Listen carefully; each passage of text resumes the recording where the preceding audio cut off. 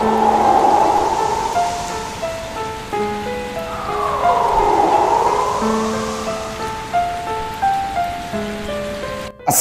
warahmatullahi wabarakatuh. Selamat malam semuanya teman-teman. Selamat datang kembali di channel kesayangan kita, channel Ilo Ekstrim. Dan dimanapun teman-teman berada, semoga teman-teman selalu dalam keadaan sehat walafiat tanpa kekurangan satu apapun. Amin amin ya robbal alamin.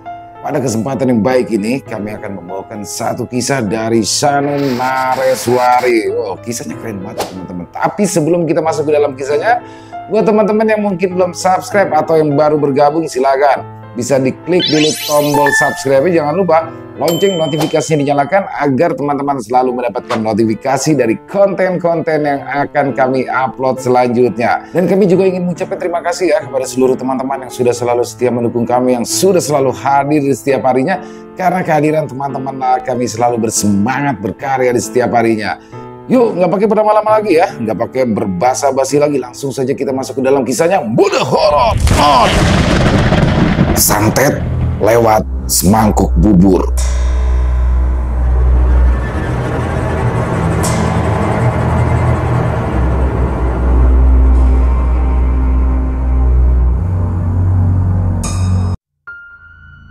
Kisah ini bermula dari Zahra yang merupakan seorang janda beranak satu yang memiliki anak lelaki yang bernama Irfan. Setelah beberapa tahun sendiri, Zahra bertemu dengan Wahyu, seorang duda tanpa anak yang bekerja sebagai guru di sekolah tempat Irfan belajar. Wahyu adalah sosok yang tenang dan penuh pengertian.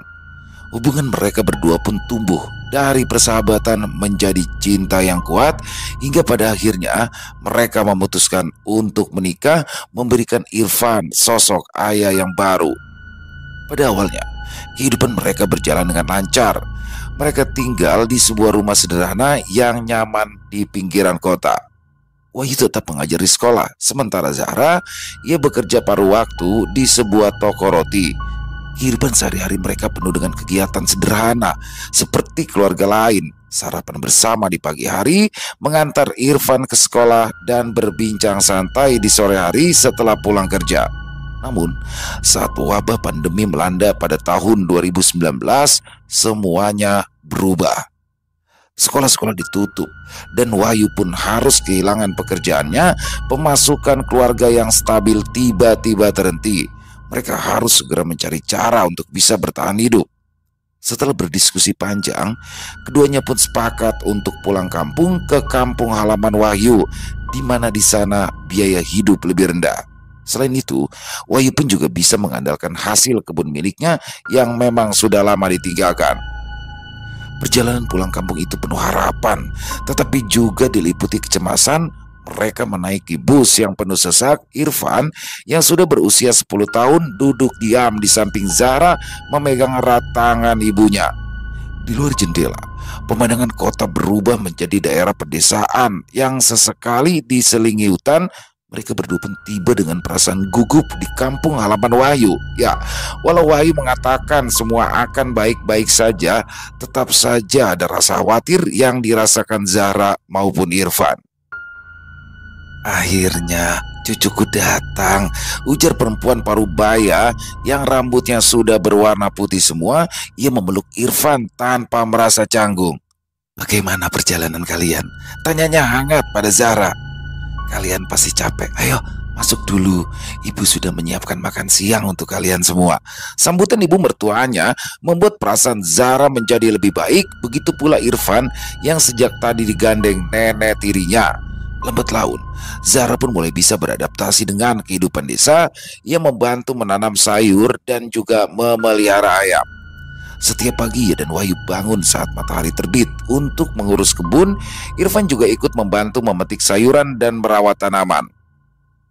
Malam hari di desa membawa kesan tersendiri bagi Zahra dan Irfan yang terbiasa tinggal di kota. Tanpa suara bising kendaraan, mereka kini bisa mendengar nyanyian jangkrik dan suara angin yang berhembus lembut di antara pepohonan. Setelah makan malam, mereka biasanya duduk bersama di beranda rumah menikmati suasana malam.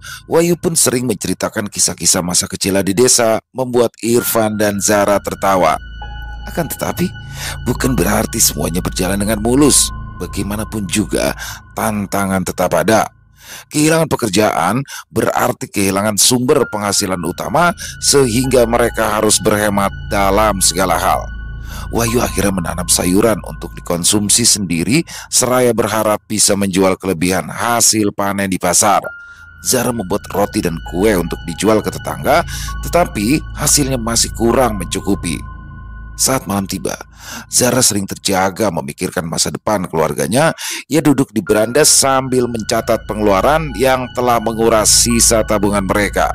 Sayur yang ditanam Wahyu masih belum bisa dipanen. Sementara roti yang dijual Zara tak begitu laku. Mereka tak suka pizza dan roti goreng isi sosis, kebanyakan memilih gorengan atau dadar gulung saja. Beruntung, orang tua Wahyu selalu berusaha membantu mereka.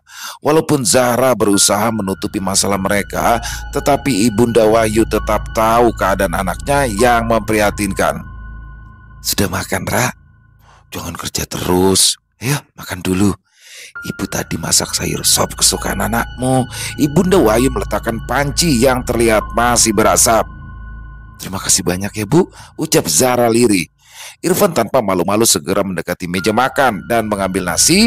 Sejak tadi pagi, anak kecil itu memang hanya makan singkong rebus saja. Fitri, kakak Wahyu yang tak tinggal jauh dari mereka, juga merasa iba kala melihat kondisi keluarga adiknya. Suatu hari, Fitri datang berkunjung dan mengutarakan maksudnya. "Yu, kamu tahu kan, aku itu punya rumah kosong di pinggir jalan. Nah, kalian bisa tinggal di sana. Selain itu, aku juga ingin memberikan pinjaman modal agar Wahyu bisa membuka usaha konter pulsa. Bagaimana menurutmu?" tanya Fitri tanpa basa-basi. Zara dan Wahyu saling memandang, terkejut tetapi senang dengan tawaran tersebut. Tentu saja tawaran Fitri mereka sambut dengan senang hati. Selain itu, Zara juga merasa malu karena terus menyusahkan mertuanya yang sudah renta. Keesokan harinya, mereka pun pindah ke rumah yang berada di pinggir jalan.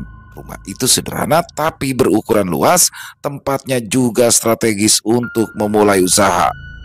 Zara dan Wahyu bekerja keras membersihkan dan merapikan rumah tersebut. Irfan membantu dengan semangat mengelap jendela dan menyapu lantai. Setelah rumah siap, Wahyu mulai mempersiapkan usaha konter pulsa. Dengan modal yang dipinjamkan kakaknya, ia lalu membeli etalase dan semua kebutuhan untuk memulai usaha. Konter pulsa kecil itu terletak di depan rumah agar mudah diakses oleh warga yang sering melintasi jalan tersebut. Saat Wahyu sibuk di kebun mengurusi sayuran, maka Zara lah yang akan mengurus konter pulsa itu. Waktu berlalu, usaha konter pulsa Wahyu mulai dikenal dan memiliki pelanggan yang semakin banyak. "Aku merasa lebih tenang sekarang, Mas," kata Zara pada Wahyu yang baru saja pulang dengan membawa 2 karung terong. Sayuran itu baru selesai dipanen dan rencananya akan dijual ke pasar esok pagi. Wahyu tersenyum. Dia juga merasakan hal yang sama seperti Zara. "Besok aku pergi ke pasar pagi-pagi. Kamu di rumah jaga konter, gak apa-apa kan?" tanya Wahyu. Zara mengangguk. "Hasil jualan nanti langsung disisihkan saja ya untuk membayar utang ke Mbak Fitri. Kasihan dia, Mas, kalau kita kelamaan bayar utang." Usul Zara diterima dengan senang hati oleh Wahyu. Meski Fitri adalah kakak kandungnya sendiri, tentu tidaklah enak jika tak segera membayar utang. Perlahan-lahan, kehidupan mereka kembali membaik. Setelah 1 tahun tinggal di sana, semua hutang Wahyu pada kakaknya telah dibayar lunas. Akan tetapi, lagi-lagi masalah datang, dan kali ini berupa kemunculan Esti dalam kehidupan mereka. Dahulu, Esti menjadi salah satu alasan Wahyu merantau meninggalkan desa. Dia tak sanggup terus tinggal di tempat yang sama dengan mantan istrinya, Esti. Perempuan itu berselingkuh dari Wahyu dengan alasan kekasihnya memiliki kehidupan yang lebih mapan. Setelah bercerai, Wahyu pun meninggalkan desa sementara Esti menikah dengan kekasihnya itu. Setelah menikah lagi, Wahyu tidak menghiraukan keberadaan Esti. Baginya, perempuan itu hanyalah masa lalu. Tapi berbeda dengan Esti. Terlebih lagi, dia sudah berpisah dengan suaminya yang baru. Status Esti pun janda 2 kali. Esti tinggal tidak jauh dari rumah yang ditinggali Zara dan Wahyu. Dia pun semakin sering berkunjung dengan alasan ingin membeli pulsa. Zara, yang kala itu sedang menyapu halaman belakang rumah ketika Esti datang, ia tersenyum manis lalu menyapa Wahyu yang sedang menjaga konter. "Sendirian, Mas?" Wahyu tersenyum kaku dan menjawab, "Ah, istriku ada di belakang. Mau beli apa?" "Udah ada. Aku itu cuma mampir sebentar loh. Udah lama kan kita nggak ngobrol," saut Esti seraya mengibaskan rambutnya. "Aku sibuk, guys. Kalau butuh teman ngobrol, kamu bisa cari istriku di belakang. Dia pasti seneng kok karena ada teman baru." Wahyu menundukkan kepala karena tak ingin membuang waktu bersama Esti. Istrimu yang selalu berlaga cantik itu." Esti mencibirkan bibir. "Lain kali bilang dia, Mas. Jangan sok cantik. Mentang-mentang dari kota." Darah Wahyu berdesir kala mendengar ucapan Esti. Dia tidak mengerti kenapa perempuan itu sangat sinis pada Zara, tetapi memutuskan untuk mengabaikannya begitu saja.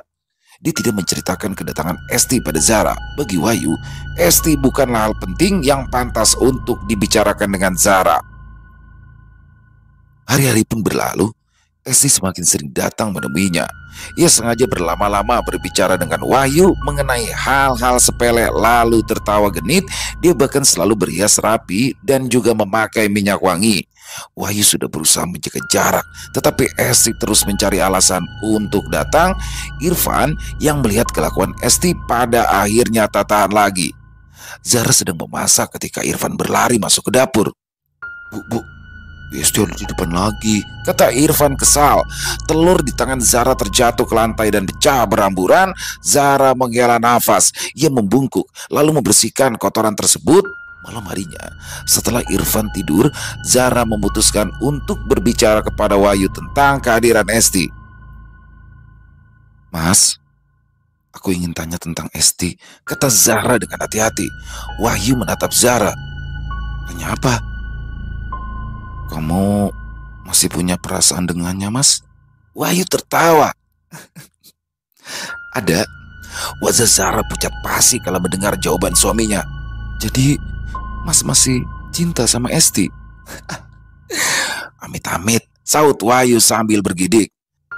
"Mana mau aku rujuk lagi dengan perempuan gak bener seperti dia gitu." "Tapi tadi Mas bilang masih ada rasa sama dia," serga Zara. "Ya memang ada, yaitu rasa benci dan juga sakit hati." Zara memukul bahu suaminya. "Aku serius, Mas." Mana mungkin. Aku mau rujuk lagi sama dia."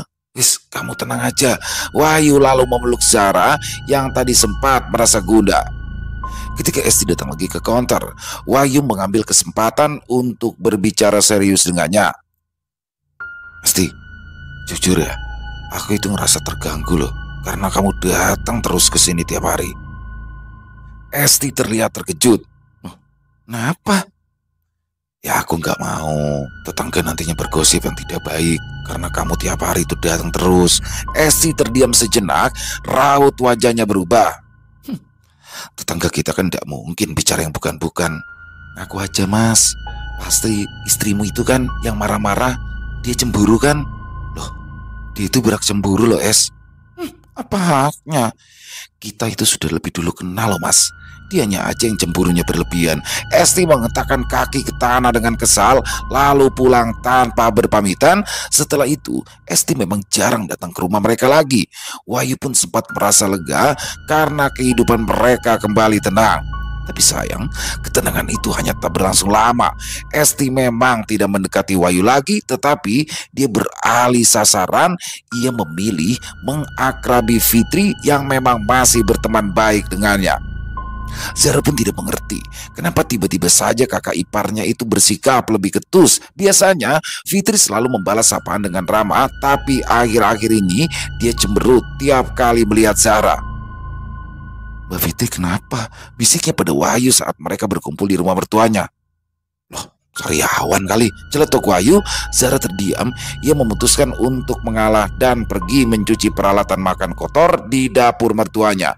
Dia tak percaya kalau iparnya itu sedang sariawan. Buktinya Fitri sejak tadi masih mengobrol dengan suaminya dan sengaja membuang muka saat Zara mendekat.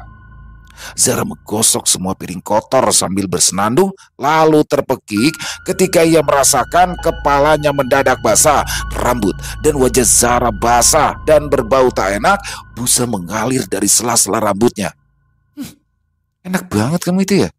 Pura-pura rajin di rumah ibuku, tapi selalu gosipin ibuku di luar sana. Fitri masih belum puas. Ia mengambil sisa kuah sayur dan menyiramkannya lagi ke kepala Zara. Wahyu datang mendekat. Ditariknya Zara agar menjauh dari Fitri yang sedang marah seperti orang kesetanan. "Mbak, apa sih maksudnya?" Tanya sendiri tuh istri kesayangan kamu itu. Tanya, apa yang selama ini digosipkan bersama teman-temannya. Fitri menendang tumpukan piring kotor sehingga pecah berantakan. "Kamu gosipin ibu?" Wahyu menatap Zara tak percaya. Emosinya sempat naik karena nama ibunya disebut-sebut, tetapi penampilan istrinya yang tak karuan membuat Wahyu tak tega. "Gak pernah, Mas. Sumpah," lak Zara. Mana ada maling yang ngaku, bentak Fitri tak sabaran. Sudah, jangan marah-marah, Fit. Dena kalau sampai kedengaran tetangga, tegur ibunda mereka. "Wahyu, bantu istrimu bersihkan badan. Setelah itu kita berkumpul di ruang tengah. Ibu mau tahu sebenarnya ada apa ini." "Jangan diberi hati, Bu. Dia nggak bakalan mau ngaku." Fitri melotot ke arah Zara, tetapi perempuan muda itu tidak menjawab. Ia mengikuti langkah suaminya untuk membersihkan diri di kamar mandi. Tubuh Zara gemetar menahan emosi. Jika saja menuruti hati, mungkin ia akan membalas semua tuduhan Fitri dengan bentakan yang tak kalah nyaringnya. Hanya saja Zara sadar yang dihadapinya saat ini adalah kakak ipar sendiri, orang yang juga pernah berjasa membantu keluarganya saat berada dalam kondisi terpuruk. Setelah Zara berganti pakaian, dia pun segera datang ke ruang tengah. Hanya mertuanya yang berbaik hati menyapa Zara, sementara yang lain memandang dengan penuh curiga.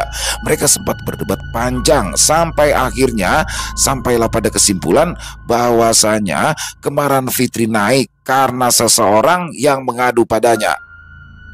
"Esti yang bilang padaku kalau istrimu itu tuh sering jelek-jelekin ibu di depan tetangganya," cetus Fitri. Zara menggeleng menahan kesal. "Tetangga yang mana, Mbak? Kapan Esti dengernya?" "Ya kamu pikir sendirilah, tangga mana? Yang pasti aku juga nggak redo kamu jelek-jelekin nama ibuku," ujar Fitri sengit. "Mbak, aku itu nggak pernah kunjungin ibu. Lagi pula kapan ada waktu untuk gosip? Setiap hari kerjaanku banyak. Selain ngurus konter saat Mas Wahyu ke kebun, aku juga masih harus mengurus rumah, Mbak." Kening Zara berkerut. "Coba Mbak Fitri ajak Esti ke sini. Suruh dia ajak tetangga yang pernah mendengar aku menjelek-jelekan ibu. Aku siap ditalak Mas Wahyu." Kalau aku memang pernah melakukan itu. Fitri terdiam. Ia memang tak sempat menyelidiki siapa tetangga yang dimaksud oleh Esti. "Sudah, ibu sudah paham, Ra," ujar ibu mertuanya sambil menggelengkan kepala. "Kamu ini gimana, Taufik? Kok bisa-bisanya kamu percaya sama ucapan Esti?" Fitri menundukkan kepala saat menyadari apa yang dimaksud oleh ibunya. "Aku hilap, Bu. Minta maaf sama Zara sana. Dia itu tidak tahu apa-apa, tapi malah kamu siram pakai air sabun. Kasihan." Sang ibu mengusap rambut Zara yang masih basah. "Lain kali jangan berteman lagi sama Esti. Apa kamu lupa? Adikmu dulu ini loh diselingkuhi Esti sampai akhirnya mereka bercerai." Kepala Fitri menunduk semakin dalam. Ya, dia memang terhasut oleh omongan manis Esti sampai lupa kalau adiknya pernah dicampakkan oleh perempuan itu. Dia pun segera meminta maaf kepada Zara karena tidak menyelidiki lebih dalam tentang kabar yang sudah didengarnya. Mereka pun kembali akur, duduk mengobrol walau masih sedikit canggung. Fitri menyerahkan bubur sumsum yang dibawanya dari rumah. "Ra, dimakan ya. Aku denger-denger kamu itu suka sama bubur sumsum." Zara segan menolak. Ia segera mengambil bubur itu dan memakannya pelan. Bibirnya sedikit menyeringai saat merasakan bubur sumsum yang terasa pahit tetapi tetap menelannya. Dia tak enak hati jika harus mengatakan bubur yang seharusnya manis itu justru terasa pahit. Zara menghabiskan semua bubur di mangkok sambil berulang kali minum teh manis hangat. Tidak lama kemudian mereka pun berpamitan pulang. Namun baru sampai rumah, Zara terjatuh di dekat pintu. Wahyu segera membantu istrinya bangun. Ia kaget ketika merasakan tubuh istrinya yang basah berkeringat. Dan sejak hari itu, Zara merasa tubuhnya semakin lemah, tidak bertenaga. Ia mulai mengalami mimpi buruk yang menakutkan sehingga membuat tidurnya tak nyenyak. Seringkali Zara bermimpi dikejar oleh seorang perempuan berwajah menyeramkan dengan rambut panjang acak-acakan. Perempuan itu mengenakan pakaian lusuh dengan wajah dipenuhi luka, matanya merah menyala, menatap tajam ke arah Zara. Zara berlari sekuat tenaga melewati hutan gelap, tetapi perempuan itu terus saja mengejarnya dengan suara tawa yang terus menggema. Saat azan subuh berbunyi, Zara terbangun dengan nafas tersengal-sengal. Jantungnya berdetak kencang oleh perasaan takut yang tak bisa dijelaskan. Rambut siapa ini? Zara terkejut saat menggerakkan tangan dan ia menemukan 2 helai rambut panjang berwarna hitam pekat terselip di antara jari. Jelas itu bukan miliknya karena rambut Zara dipotong pendek sejak lama. Zara menggenggam rambut itu erat-erat sebab merasa ada yang aneh. Mas, bangun mas, katanya sambil mengguncang-guncang Wahyu yang masih tidur nyenyak. Wahyu membuka mata dengan raut wajah masih mengantuk. Apa? Tanyanya dengan suara serak. Zara segera menunjukkan rambut panjang yang ada di tangannya. Mas, aku nemuin ini di tanganku saat bangun. Ini bukan rambutku mas, rambutku pendek, katanya dengan suara gemetar. Mungkin benang, saut Wahyu sambil memejamkan mata lagi. Zara mencubit suaminya. Aku tuh bisa bedain yang mana rambut yang mana benang mas. Coba lihat sekali lagi, ini tuh beneran rambut.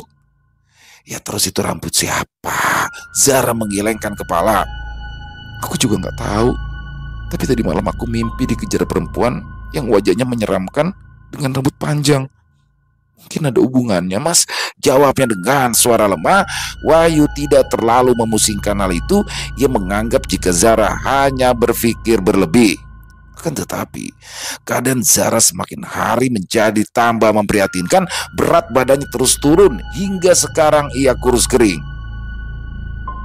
Atas desakan ibunya, Wahyu membawa Zara pergi ke dokter untuk memeriksa kondisi kesehatan. Dokter pun mengatakan bahwa secara medis tidak ada yang salah dengan tubuh Zara.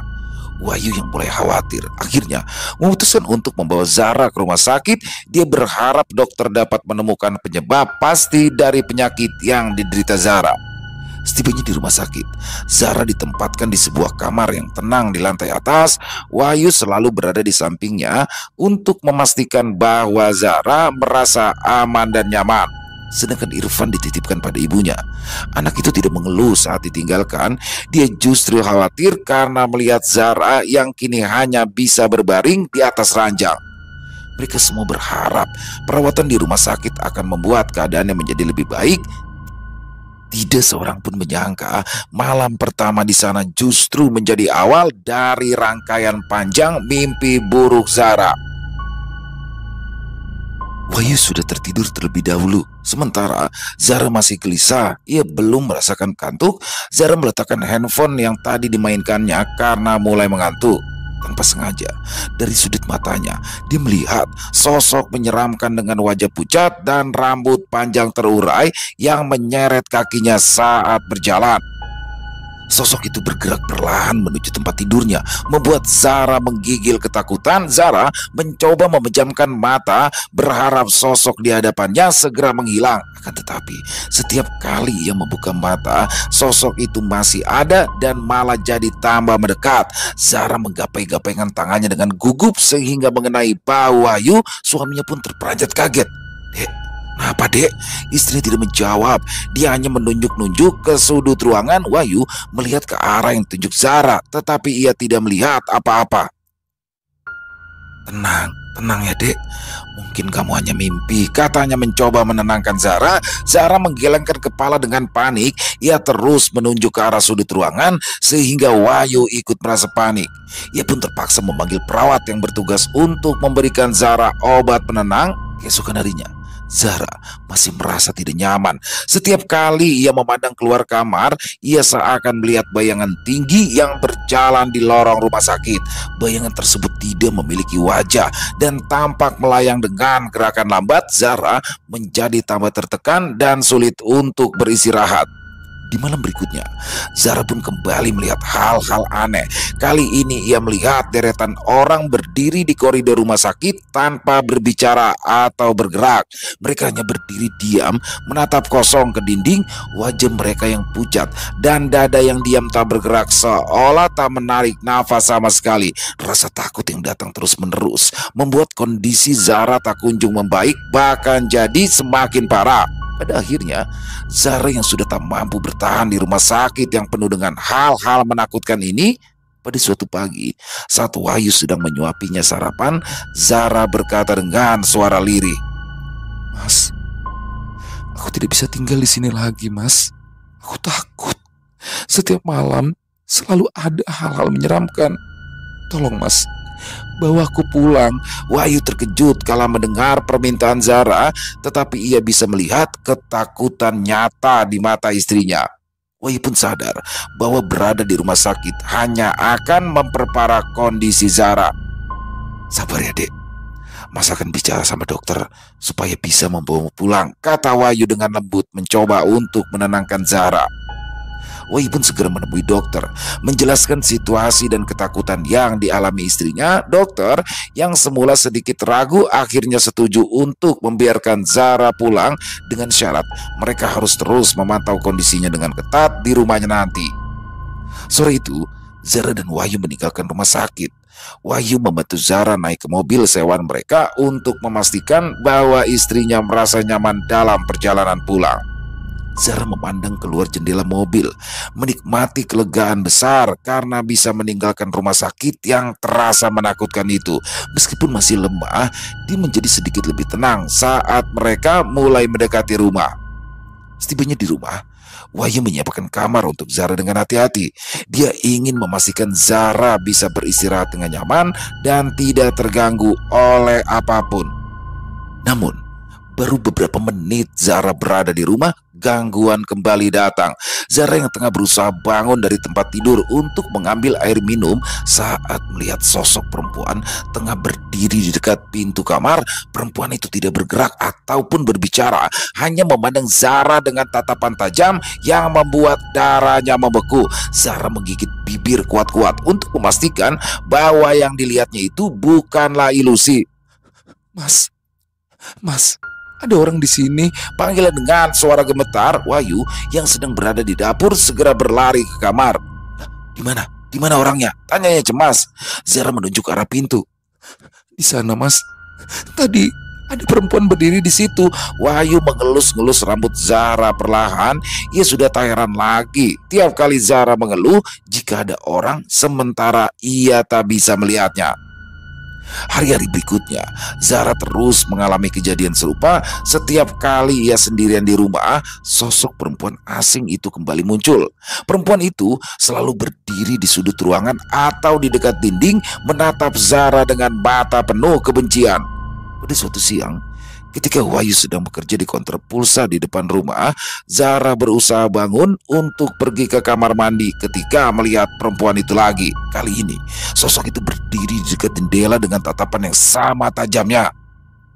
"Siapa kamu? Apa yang kamu inginkan dariku?" tanya Zara memberanikan diri. Perempuan tersebut tidak menjawab, hanya menatap Zara dengan senyum menyeringai. Zara merasakan tubuhnya gemetar, diiringi jantungnya yang berdebar sangat kencang. Ia tak bisa berlari. Terpaksa Zara merangkak keluar rumah dan kali ini ia menuju ke arah konter pulsa, berharap ia menemukan Wahyu di sana. Kebetulan saat itu ada banyak orang yang di konter. Mereka semua kaget kala melihat keadaan Zara yang sangat menyedihkan. Rambutnya berantakan menutupi muka. Ia merangkak dengan susah payah mendekati mereka, lalu terjatuh lemas di atas lantai. Loh, Mas Wahyu istrimu, Mas," ujar salah seorang pembeli pada Wahyu yang masih sibuk melayani mereka. Wahyu menoleh. Ia terkesiap kaget kala melihat keadaan istrinya. Dia pun langsung mengangkat Zara, tetapi istrinya menggeleng berulang-ulang kali. Jangan bawa ke kamar, pinta Zara seraya memegang erat tangan Wahyu. Aku takut, Mas. Aku toh, Dek. Tidak ada apa-apa di kamar ya. Nanti Irfan yang nemenimu di kamar supaya jangan takut ya.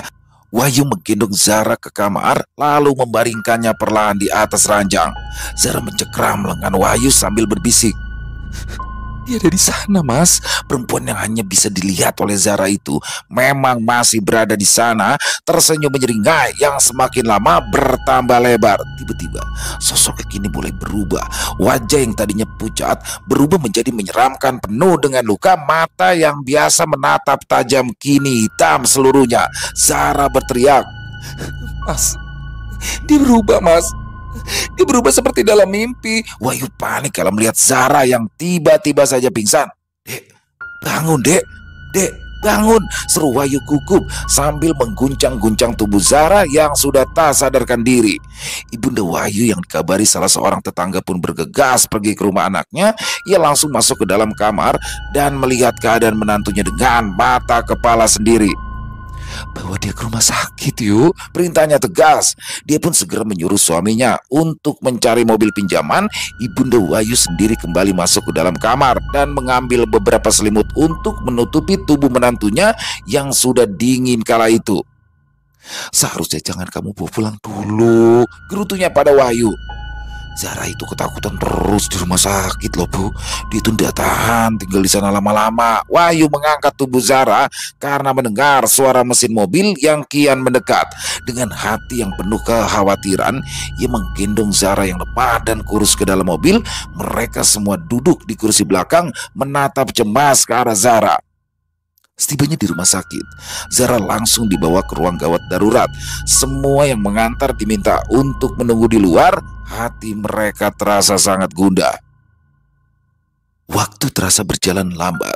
Setiap detik adalah siksaan karena tak kunjung mendapat kabar mengenai kondisi Zara. Setelah beberapa waktu, seorang dokter keluar dari ruang gawat darurat dengan ekspresi serius. "Bapak Wahyu?" panggilnya. "Iya, Dok. Bagaimana, Dok, kondisi istri saya?" tanya Wahyu dengan suara bergetar. Dokter menarik nafas dalam-dalam sebelum menjawab. "Kami sudah berusaha sebaik mungkin, tapi beliau tidak bisa diselamatkan. Maaf, kami sudah berusaha sebaik mungkin untuk menyelamatkan beliau." Dunia bagaikan runtuh. Lututnya terasa lemas. Ia hampir jatuh jika tidak berpegangan pada dinding. Gak mungkin, Dok. Gak mungkin," bisiknya. Matanya mulai basah oleh air mata yang tidak terbendung. Irfan yang mendengar berita itu langsung menangis histeris. "Ibu!" teriaknya nyaring seketika. Dunia Irfan menjadi gelap karena satu-satunya orang yang memiliki hubungan darah dengannya kini telah meninggal dunia. Dia hanya memiliki ibu tanpa tahu siapa kakek dan nenek kandungnya. Ayah kandung Irfan sudah meninggal sebelum ia lahir. Wahyu memeluk Irfan erat-erat, berusaha menenangkan anak tirinya itu meskipun hatinya sendiri hancur berkeping-keping. "Ibu sudah gak sakit lagi, Nak. Ibu sekarang udah tenang di tempat yang lebih baik," katanya sambil menangis. "Aku gak punya ibu lagi, Pak," ratap Irfan menyayat hati. Ibunda Wahyu mendekap cucu tirinya itu. Dia bisa merasakan sakit yang tengah dialami Irfan yang kini menjadi yatim piatu. Sabar ya, Le," gumam Ibunda Wahyu lirih dalam hati. Dia berjanji akan merawat Irfan selayaknya cucunya sendiri walaupun Zara sudah tak bersama mereka lagi. Kabar duka ini pun segera menyebar ke keluarga dan kerabat. Fitri dan juga suaminya segera berangkat ke rumah sakit. Mereka semua sangat berduka karena Zara dikenal tak pernah usil dengan urusan orang lain. Prosesi pemakaman diadakan keesokan harinya. Di depan liang lahat, Wahyu berdiri dengan wajah penuh kesedihan. Ia memegang tangan Irfan yang juga menangis. Setelah pemakaman selesai, Wahyu dan Irfan kembali ke rumah yang kini terasa begitu kosong tanpa kehadiran Zara. Setiap sudut rumah mengingatkan Wahyu pada istrinya, pada kenangan indah mereka bersama. Wahyu duduk di ruang tamu, memandangi foto Zara yang tersenyum bahagia. Air mata kembali mengalir di pipinya. Setelah kepergian Zara, Rumah Wahyu dan Irfan terasa begitu sunyi. Begitu juga di tempat lain. Semula, Esti merasa senang karena mendengar kabar Zara yang mulai sakit-sakitan. Dia memang sempat mengirimkan guna-guna melalui bubur sumsum yang dititipkannya kepada Fitri. Tidak sia-sia, Esti mengeluarkan uang jutaan rupiah untuk mengupah dukun yang bisa membuat Zara jatuh sakit sampai meninggal dunia. Namun, semua ketakutan yang dulu dirasakan Zara kini berbalik kepada Esti. Malam pertama setelah Zara meninggal, Esti terbangun karena ia mendengar suara cekikikan perempuan. Suara itu terdengar jelas dari luar jendela kamarnya, seolah-olah ada seseorang yang berdiri di luar dan menertawainya. Esti menggosok-gosok mata, memastikan jika dirinya sudah bangun dan tidak bermimpi. Ia bangkit dari tempat tidur, lalu mendekati jendela dengan hati-hati. Ketika ia membuka tirai, tidak ada apa-apa di luar sana kecuali kegelapan malam. Akan tetapi suara cekikikan itu masih saja terdengar, bahkan semakin keras. Esti menutup tirai dengan cepat. Ia berlari kembali ke tempat tidurnya. "Tidak mungkin. Ini hanya perasaanku saja," gumamnya, mencoba menenangkan diri. Meski begitu, suara itu terus terdengar hingga fajar tiba. Malam berikutnya, Esti kembali ketakutan saat suara cekikikan itu kembali muncul. Kali ini ia juga mendengar suara langkah kaki di depan rumah. Dengan langkah kaki gemetar, ia berjalan menuju pintu depan dan mengintip melalui lubang kunci. Sosok di depan sana membuat darahnya membeku. Ya, di depan rumahnya berdiri sosok perempuan dengan rambut panjang terurai dan pakaian putih lusuh. Wajahnya tidak terlihat jelas karena tertutup bayangan, tetapi Esti sangat mengenali suara tawanya. Persis suara tawa Zara. Zara yang sudah meninggal. Esti mundur dengan cepat. Ia terduduk di lantai dengan wajah pucat pasi. Esok paginya, Esti langsung menceritakan kejadian itu kepada temannya, tetapi tidak ada yang percaya. "Mungkin kamu terlalu stres. Kamu perlu istirahat lebih banyak," kata temannya. "Mana mungkin orang sebaik Zahra gentayangan jadi hantu." "Sumpah, dia itu 2 kali loh datang ke rumahku," Esti membantah keras. "Ya kalau begitu kamu pasti ngelakuin kesalahan sampai-sampai dia itu ngetayangimu," jawab temannya sambil memandang Esti penuh selidik. "Semua orang kan sudah tahu kalau kamu itu merayu Wahyu dan ingin ngajak rujuk. Bisa aja kamu yang nyantet Zara supaya tidak ada yang ngalangin rencanamu." Sembarangan kamu tuh ya. Jangan asal nuduh orang." Esti berbalik pulang sambil menyumpah-nyumpah. Ia pulang ke rumah lalu menjerit kaget saat melihat dapur berantakan. Semua masakan yang tadi baru saja matang kini berbau dan berlendir. "Siapa nih?" ucapnya sambil membuang makanan itu ke belakang rumah. Semua makanan basi itu dibuang Esti ke lubang sampah. Dia pun berbalik untuk kembali masuk ke dalam rumah, akan tetapi ia berhenti saat melihat sosok Zara yang sudah berada di dapurnya. Wajahnya terlihat jelas. Mata Zara yang kosong menatap tajam ke arah Esti. Senyum menyeramkan menghiasi bibirnya. "Kau tidak bisa lari dariku," bisik Zara dingin penuh kebencian.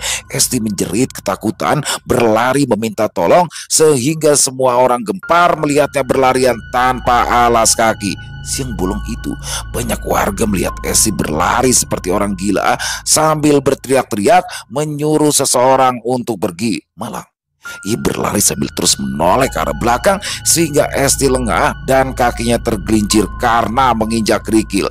Esti roboh ke depan, kepalanya membentur tanah dengan keras, dahinya robek cukup panjang, tetapi Esti masih terus berteriak, Pergi, jangan ganggu aku." Warga yang melihat keadaan Esti pun segera membantunya bangkit. Mereka berusaha meyakinkan Esti bahwa tak ada orang yang mengejarnya.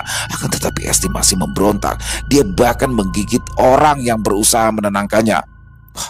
"Jadi gila ini Esti," bisik salah satu orang yang melihatnya. "Udah waras." Esti tidak mendengar ejekan mereka. Dia masih berteriak-teriak seperti orang sinting sampai salah seorang dari mereka berinisiatif menyiram seember air ke tubuh Esti. Air yang dingin berhasil menyadarkan Esti. Ia berhenti berteriak, nafasnya terengah-engah, mata Esti memandang liar ke orang-orang yang sedang mengelilinginya. Lalu tubuhnya rebah ke belakang, Esti jatuh pingsan. Mereka pun membawa Esti pulang ke rumahnya. Tidak ada orang lain di sana karena Esti memang hanya tinggal seorang diri. Kedua orang tua Esti sudah lama tak mau lagi tinggal bersamanya karena malu. Mereka sungkan bertemu tetangga sebab anaknya yang sering menggoda lelaki yang sudah menikah. Esti diantar ke rumahnya yang sepi. Tidak ada satupun yang bersedia menemaninya di dalam rumah. Dia ditinggalkan begitu saja di teras rumahnya. Kemudian para mengantar pulang satu persatu. Berjam-jam kemudian, barulah Esti terbangun. Hari sudah gelap, tetapi tidak ada lampu rumah yang menyala. Esti mengerang lemah sambil memegang kepalanya yang masih terasa berputar. Tangannya meraba-raba dinding mencari saklar lampu. Mendadak, tangan Esti berhenti. Dinding yang tadinya rata dan dingin, entah kenapa jadi berbeda. Esti seperti meraba benda kenyal yang berdiri persis di depan tembok. Esti meraba benda itu lagi, merasakan teksturnya yang tak rata dan dingin seperti es. Dia terenyak. Ya, sepertinya Esti baru saja memegang wajah seseorang, tepatnya wajah orang yang sudah lama mati.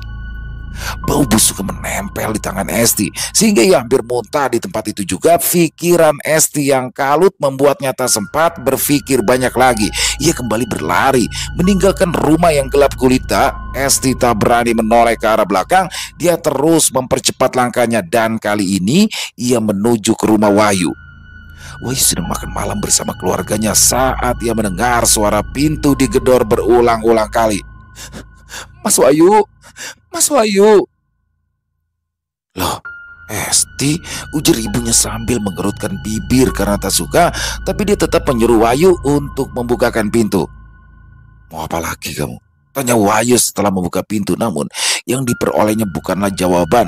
Esti berlutut di lantai sambil menangis keras untuk meminta maaf. Kata-kata berhamburan tak jelas dari mulut Esti. Semua anggota keluarga datang ke depan mendengarkan pengakuan Esti tentang perbuatannya selama ini.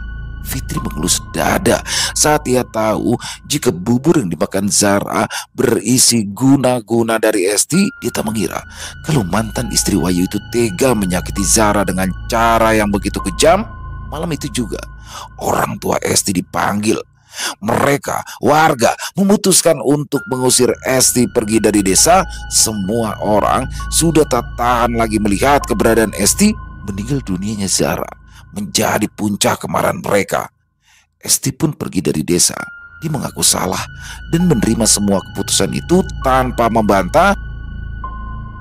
Setelah Esti pergi, banyak yang mengatakan bukanlah Zara yang bergentayangan menghantuinya, melainkan rasa bersalah Esti sendiri.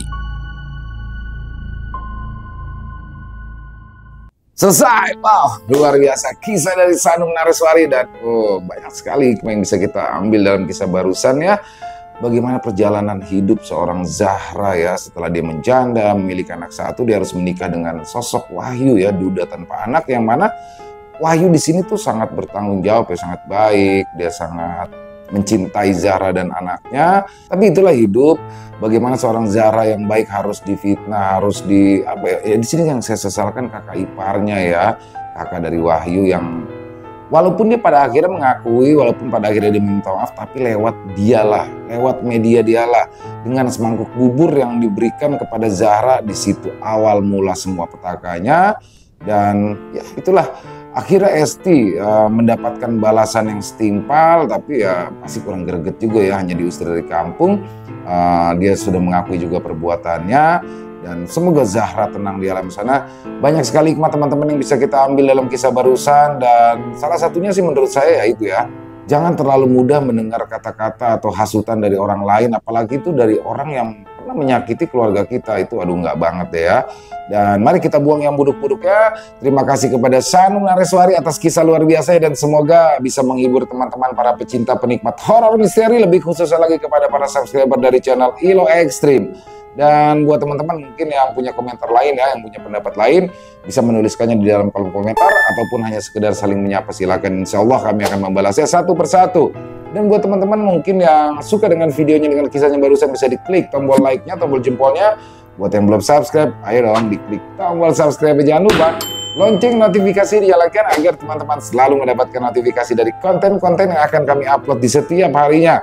Untuk channel Ilo Ekstrim kami upload setiap malam jam 7 malam waktu Indonesia bagian Barat. Oh iya, buat teman-teman mungkin yang punya kisah horor misteri ya, yang diangkat dari kisah nyata yang berdasarkan pengalaman pribadi, apabila mungkin berkenan dibawakan di channel kami, silakan bisa mengirimkannya ke nomor telepon yang ada di bawah sini. Dan bebas ya, dalam bentuk tulisan boleh, dalam bentuk audio rekaman suara boleh, pokoknya senyamannya teman-teman aja. Dan buat teman-teman yang sudah mengirimkan kisah, kami ucapkan terima kasih. Di akhir kata, saya Ilo mengucapkan permohonan maaf apabila mungkin dalam pembawaan kisahnya ada kata-kata saya yang salah, ataupun ada kata-kata saya mungkin yang kurang berkenan. Saya mohon dibukakan pintu maaf yang seluas-luasnya. Dan sampai berjumpa lagi di konten-konten kami yang pasti tidak kalah ngerinya, yang pasti tidak kalah seramnya, masih bersama saya Ilo di channel Ilo Ekstrim. Salam sehat, sukses selalu untuk kita semua. Wassalamualaikum warahmatullahi wabarakatuh.